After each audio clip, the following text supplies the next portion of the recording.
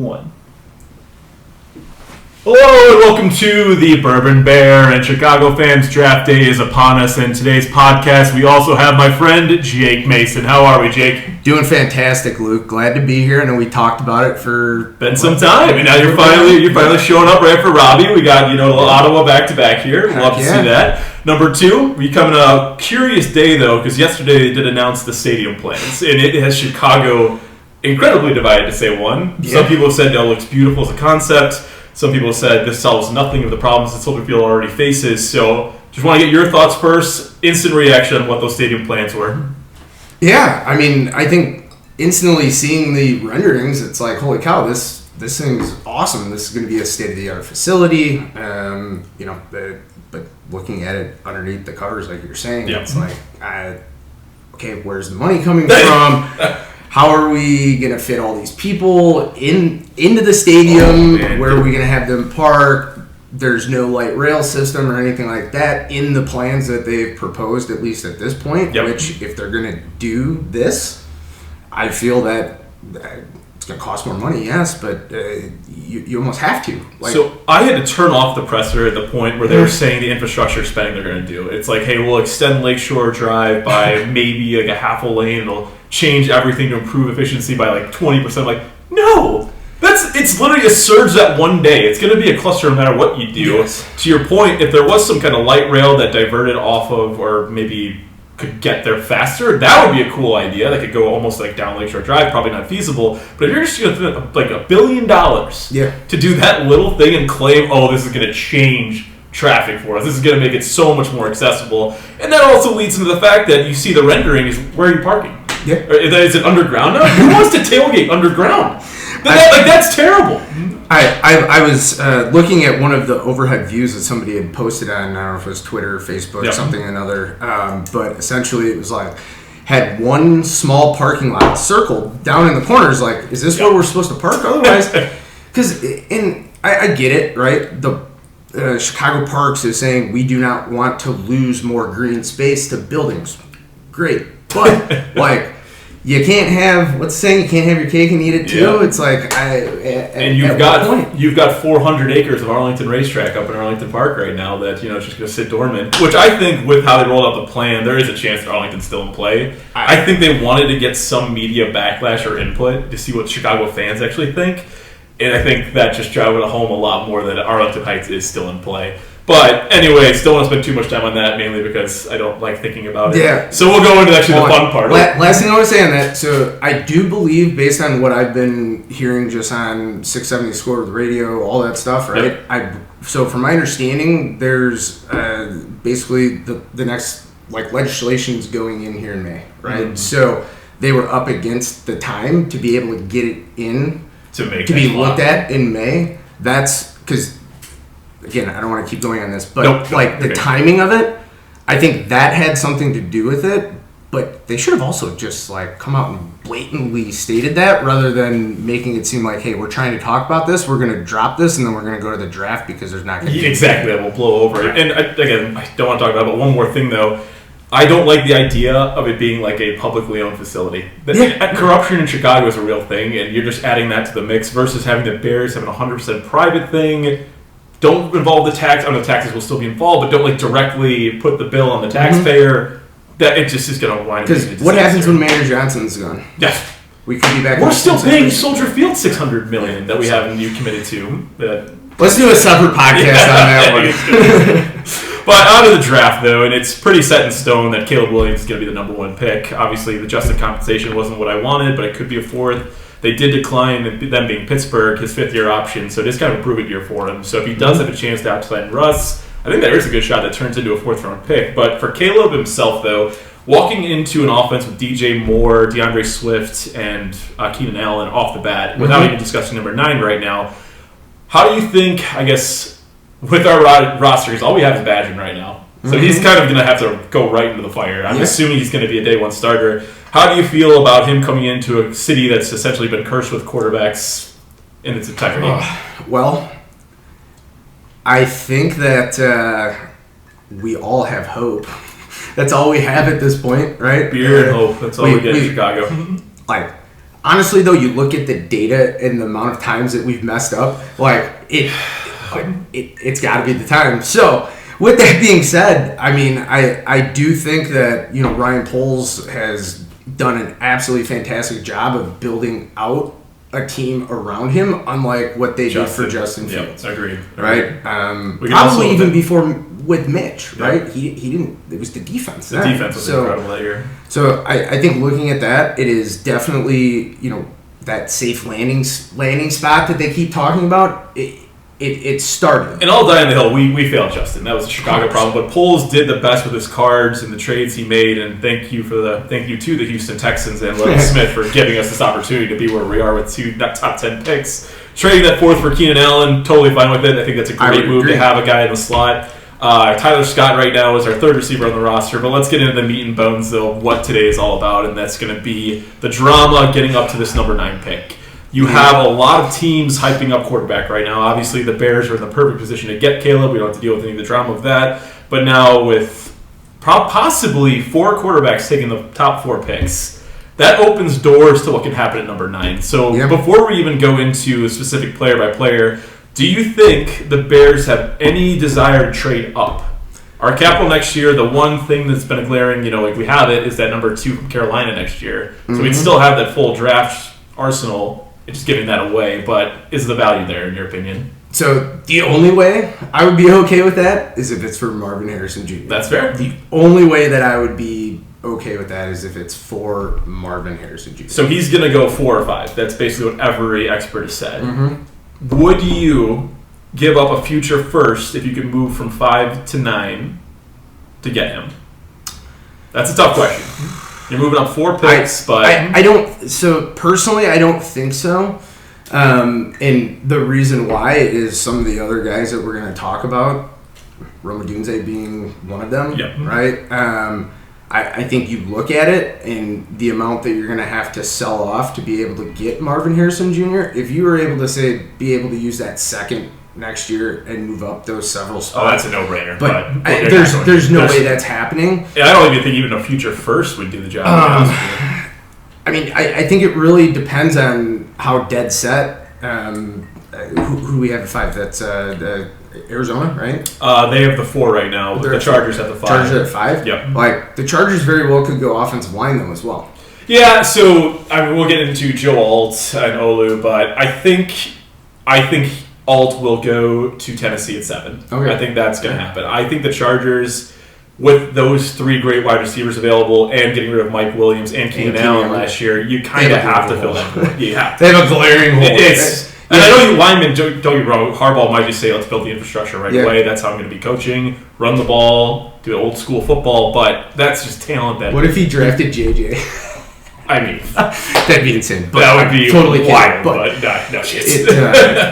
So I think really, the issue with this, I know we were talking about a little bit earlier, is like the way the chips fall between outside of those first 3 to 4 picks with the quarterbacks, right?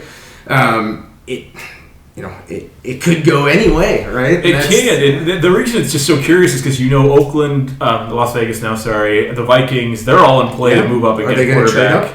I mean, Jim Irsay on the Colts was saying, like, hey, we want to get Marvin. I don't think there's a chance you can get from 15 to get Marvin. I'd be mind blown if they could. But flipping the question, though, what would it take for you to trade back? So let's say maybe the quarterback haul isn't what we thought it was going to be for the early picks. Maybe it's just 3. You have Alt off the board. You have Dallas Turner off the board. All 3 wide receivers are off the board.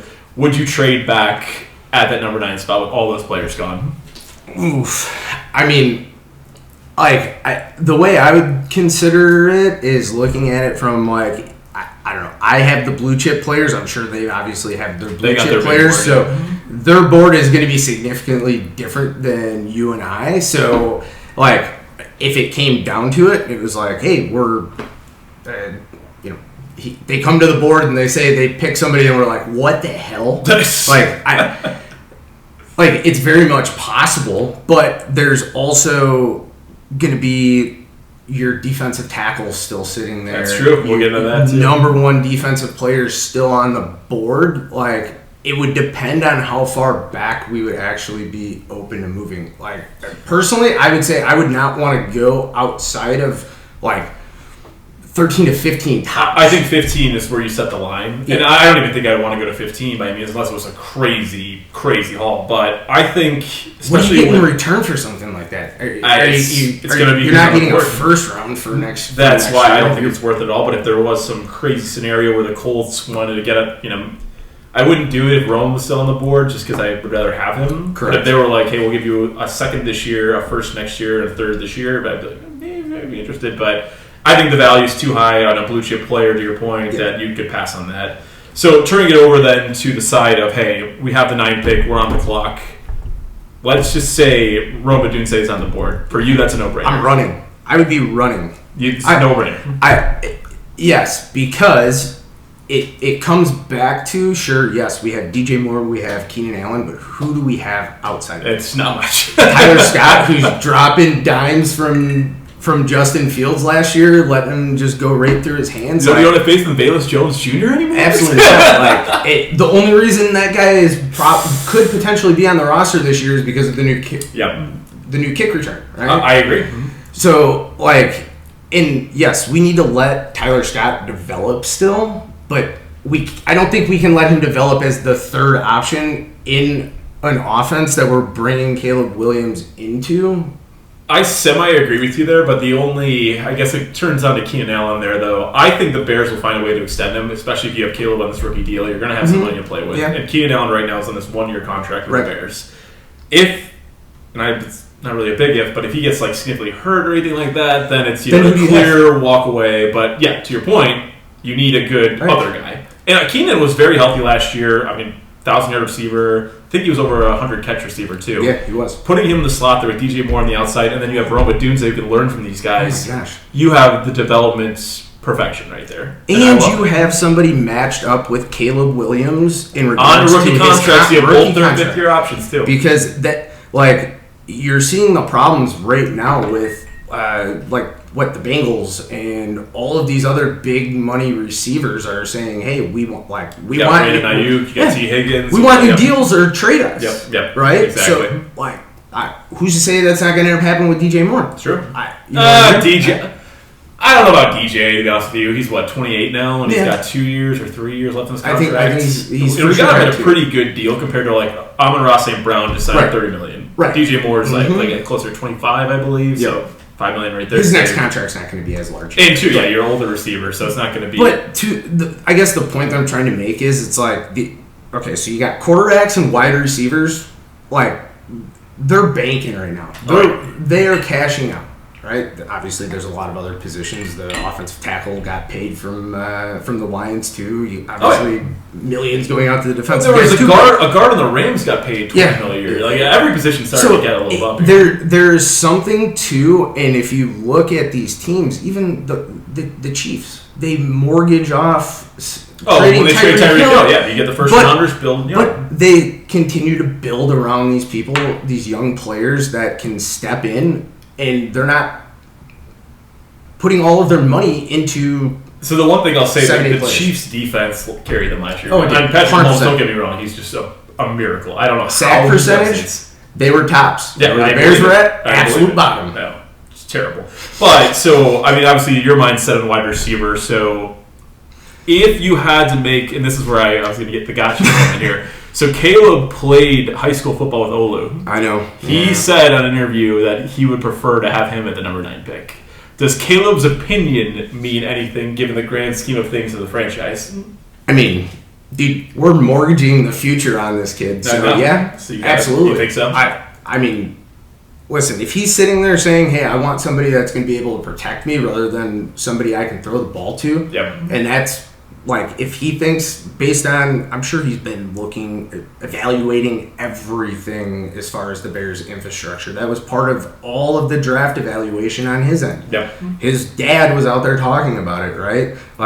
We want to make sure that Caleb is going to be stepping into the right spot for success. I don't want to give this guy the keys to the castle. I feel like maybe. Well, thank God we got opening it. But dude, you got it. If that's what he believes, unless your scouts are saying absolutely not, I would say you got to highly consider. And I'm with you, and I think you value his opinion because you are saying this is going to be the face of the franchise for years to come, so you can't. But at least he's becoming less and less of a diva in my mind. When he was saying, or his dad was saying, they want ownership in the team, they want all this and that, I'm like, all right, bump the brakes here. Seems like that's all calmed down, so I'm happy about that. I think his opinion should be respected, but the Bears have a scouting staff for a reason. Yes. They do their job. If there's some glaring flaw they see, how it fits in the offense in general, I think it's a give and take type thing. Because he even said if you can't get him or they don't want to get him, we'll take that receiver. 100%. Totally fine. But turning the, question to defense, though, we have some things that are great about the defense. We've got some glaring holes in the defense.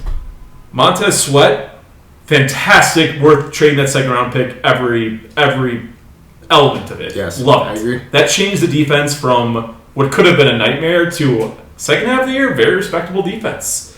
The 3 tech, though, is the interesting question. They've got the player out of Texas, and I think it's Byron Murphy. Murphy. Flus' defense is based around that 3 tech. Mm-hmm. That apparently is the best 3 tech in this draft. But last year, if you look at it, we took 2 pretty high picks on defensive linemen with Dexter and am I blanking out? Oh yeah. Dexter was when we had the more time, but yeah, I know exactly. I'm gonna have to look it up. That's why I love doing this without things. Yes, but to your point, yes, they spent capital on it though, and it's like, do you let that sit and develop, or do you take the best at that spot too? Yeah, so I think with that, and I think just bringing it back to what we were talking about on the Chiefs side of things, right? Like, Bears were at the bottom of the league in sack percentage last year, if I'm correct. The Chiefs were at the top. Yep. So, like you're saying, the 3 tech and getting that true game record defensive tackle. That changes the game. So, hypothetically, that should take the Bears from the bottom of that sack percentage list and get them at least. Well, and you can also say Dallas Turner at that spot too, but I think that 3 tech, if that's what your defense's anchor is. Yeah. But again, you spent capital there last year. I'd rather see it develop than I would go, all in on the number 9 pick when you have the offensive options or an edge option out there. Yeah. But a lot of reports have come in and saying he's going to actually shock people where he goes on the board. So similar to running backs last year, no one thought running backs would go where they were. Yeah, and this could be it for and Byron is his name? It's Byron Murphy. So I think looking at that, that all could depend on how much pull Flus has too. Yeah. If Flusy's out there pounding the table saying, "Hey, I want my 3 tech. I need this 3 tech," and we didn't go sign anybody in the offseason as far as a veteran game changing 3 tech. At this point, you're relying on basically Dexter to move in and be able to step up.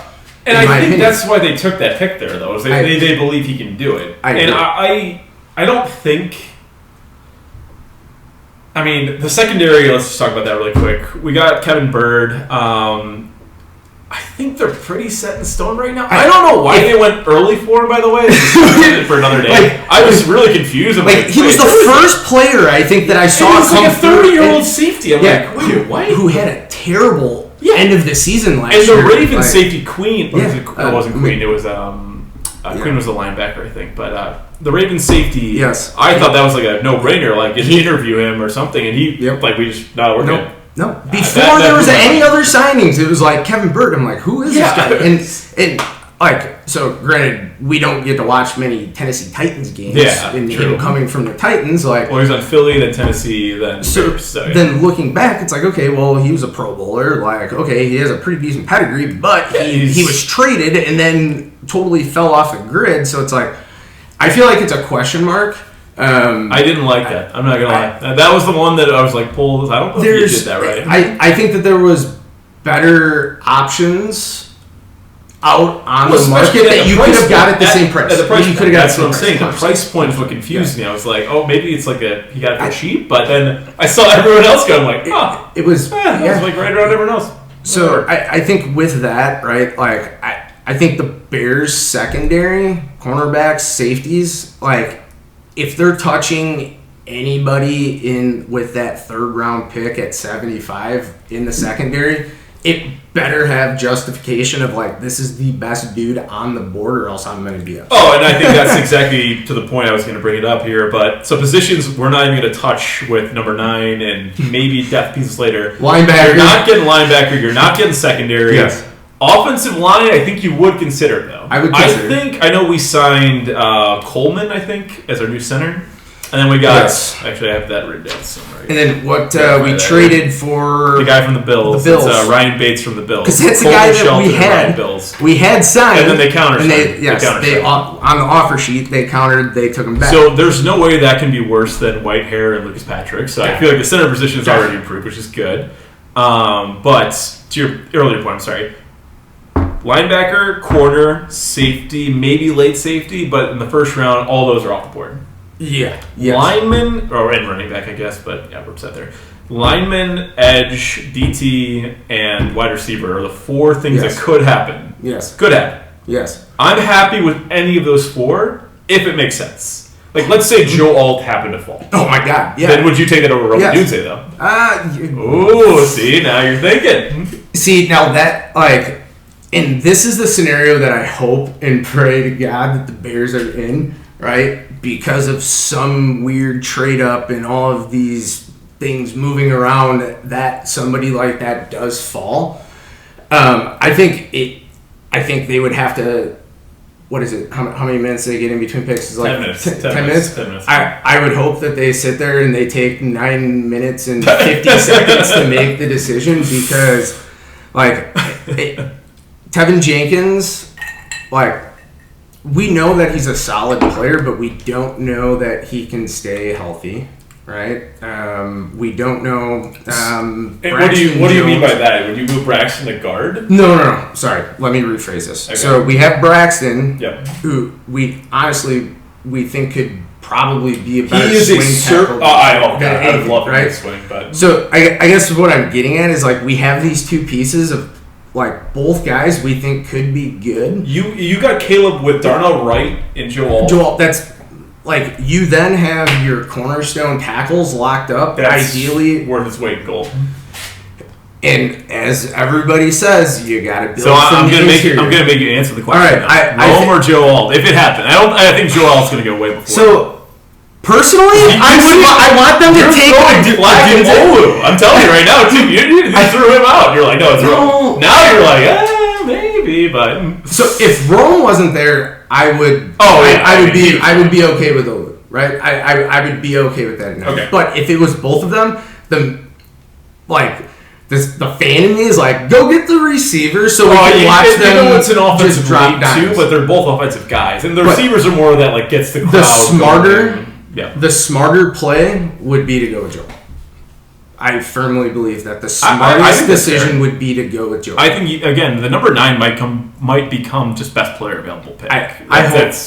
And they have their board. We have no insight in that situation. I'm with you. You go best player available. So then, obviously, after 9, we only have 2 picks remaining, though, which is, the 75 and the 122. Yeah. So I mean, like, there's nothing we're gonna do splashy, and in the later rounds, you just trade back and you get like a 5th or what's gonna be 75 though. Hypothetically, you're gonna get a development player that's gonna see the field this year. Oh, and that's kind of falls on Bears scouting, but we've been a nightmare in the 3rd round if you look at it. That's true. Figure it out. I would almost trade that back. We got Braxton the 5th with this franchise. Oh, this current leadership right now. Front office, yeah. I would almost trade out of the 3rd round and just get a bunch of 4th and 5th round picks, because I'm like, we botched everything in these. But if you could pick another position, though, to get that developmental player, what would it be? I'm kind of leaning towards safety. If you can get a good safety out there, that's not a bad play with the 122. Maybe you do a lineman or a guard with the 75. Like, that's good for me, but what do you think? So, I agree, because I think it's like the first 2 to 3 rounds, you look at these high-value positions, it seems like, right? And that's kind of how we sit here. Well, it's also what, the classes are. And, right now, it's like those 3 receivers are, the blue chip. Exactly. You got 2 linemen there. But from the talks of it, there's a pretty deep wide receiver class. So there is, but there's, I'm going to say at 75, if we don't take a receiver at number 9, we need to take a receiver at 30. That's fair. But obviously that could all change. If we were to take Rome, I think you're right, because Kevin Bird, who knows how long, who knows if he's going to stay healthy? Who knows? Exactly. Like, he's on the backside of his career. Like, you look at the market, it's like it doesn't have a ton of high value, right?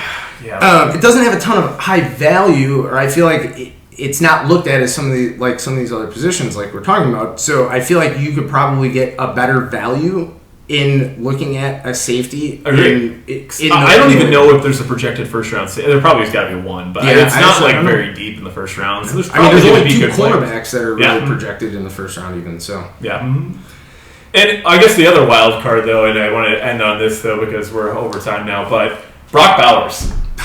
Dang. Love the player. Don't think he fits at the number 9 because that's where you'd have to get him. But especially after Gerald Everett and Cole Kmet. Yeah, it's like Gerald Everett, and so like Kmet, like we just extended him, right?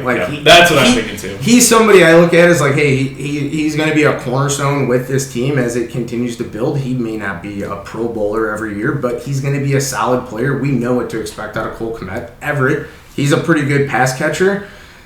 He's played with Waldron in the past last year, right? So I think as intriguing as it would be, like that would be a situation where it's like, okay, if nobody is left on the board that you feel is that blue chip player and you feel that he's going to drop to like a 15, that you trade back to be able to pick him and you get draft capital, but you're going to have to ask for a lot of draft capital. Well, Waldron likes running those 2 tight end sets, and I mean, he would fit perfect into the system. I'm with you. I don't think it's going to happen.